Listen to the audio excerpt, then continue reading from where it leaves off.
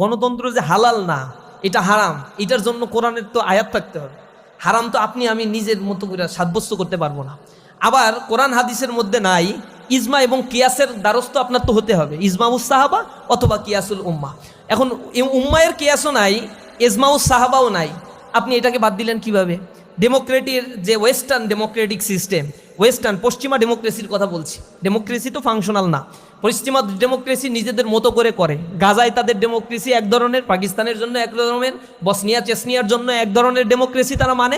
নিজের দেশের জন্য এক ধরনের ডেমোক্রেসি, বাংলাদেশের জন্য এক ধরনের democracy. Democracy is not ideology, it's not ideology, it the process. আমরা শুধুমাত্র এটাকে প্রসেস মনে করি। এর ভিতরে আকিদাগত একটা বিষয় সংযোগ করা হয়েছে, যেটাকে আমরা ডিনাই করি, রিজেক্ট করে দিই, এবং এটা প্রকাশ্যেই আমরা বলে থাকি। এই জিনিসটা আপনাকে বুঝতে হবে। ওয়েস্টার্ন ডেমোক্রেটিক ফিলসফি, এটা যেটা বলা হয়েছিল of the people, by the people, for the people, it's absolutely right. জনগণের দ্বারা জনগণের শাসিত, জনগণের সরকার হবে। ইসলামও তাই বলে, কল্যাণ রাষ্ট্রের কনসেপ্টটাও হচ্ছে একই রকম।